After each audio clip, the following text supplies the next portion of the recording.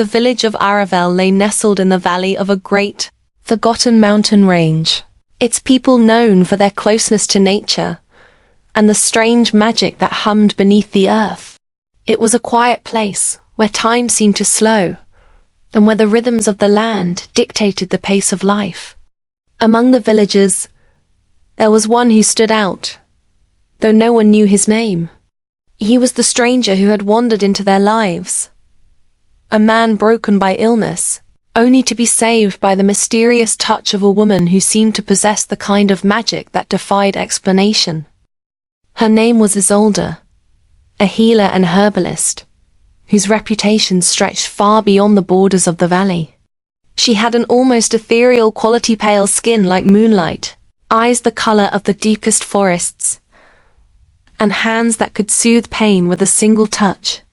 There was something about her that made others believe she had been touched by the earth itself.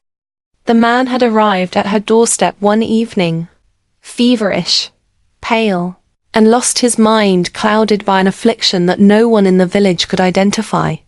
For months, his condition had worsened, his memory slipping away like water through his fingers. No medicine had worked, no treatment had given him relief.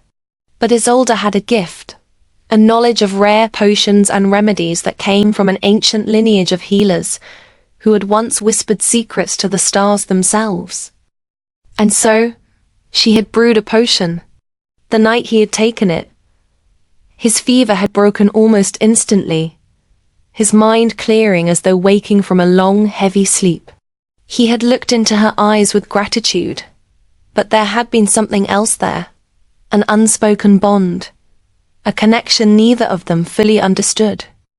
But the potion had not just healed his body, it had altered his mind.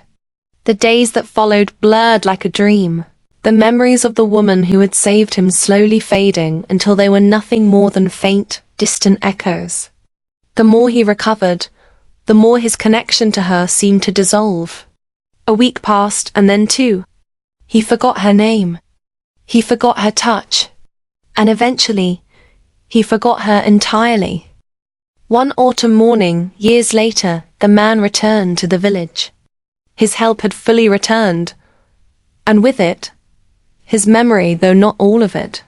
He remembered his life before the illness, his travels, the places he had seen, the people he had known. But there was a gap in his memory, a blank space, like a missing puzzle piece where he had once known a face, a voice, a feeling of warmth, of something important. But no matter how hard he tried, the details were lost to him. It was early in the morning when he passed through the village square, feeling the familiar coolness of the mountain air, the scent of pine and earth. The village hadn't changed much since he had been there, though it seemed quieter now. There were fewer people in the streets, and the light was dimmer, as though the whole place had been touched by the passage of time in a way that made it seem like a forgotten dream. He stopped in front of a small, moss-covered cottage at the edge of the village, a cottage that felt strangely familiar, though he could not place why. The wooden sign hanging by the door read simply, "Isolde's Remedies." The name sent a shiver through him, as though it was a name he should remember, a name tied to something precious. But nothing came.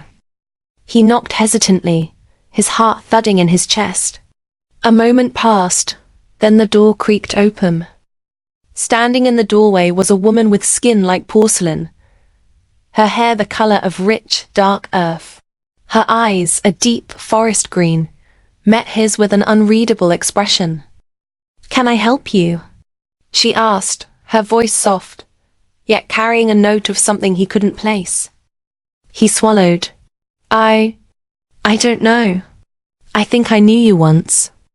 Her gaze flickered, the faintest trace of recognition crossing her features. But it was gone as quickly as it had appeared. "I don't think we've met," she replied, her voice gentle but guarded. "I'm Isolde." The name hit him like a sudden gust of wind, a rush of memories he could not reach, an ache deep in his chest. Her face, the way she had looked at him when he was sick, when she had saved him. It was all there, just out of reach. He couldn't remember how he had known her, why he felt like he was standing in front of something that had once been everything to him. But he couldn't recall the details. He stopped, unsure of what to say. You cured me once. A long time ago. My memory. It's all blurred now. But I remember you. I know you were important. Isolde studied him for a long moment, her expression unreadable. Then, slowly, she stepped aside, opening the door wider. Come in, she said quietly. Inside, the cottage smelled of herbs and wildflowers. The air was thick with the calming fragrance of lavender and rosemary, and the shelves were lined with jars of dried leaves, flowers, and roots. A small fire crackled in the hearth, casting a warm glow over the room. Isolde led him to a chair by the fire. As he sat, he noticed a vial on the shelf glimmering in the light. The potion she had given him all those years ago. I remember that, he said, his voice distant almost to himself. You gave me something to drink. My fever broke. My mind. It was like I woke up. She didn't say anything for a long time. Then, with a soft sigh, she spoke. It wasn't just the potion that healed you, she said. It was something else. I used a special brew that day, one that was meant to heal not just your body, but your mind. He looked at her, confused. What do you mean? Isolde paused, her gaze lingering on him for a moment, as if she were debating something. Finally, she continued. I knew when I made the potion that it would heal you, but it would also make you forget. The potion wasn't just for your body. It was meant to erase certain memories, ones that might have been too painful for you to carry. But the side effect was that it took everything. Every memory of that time.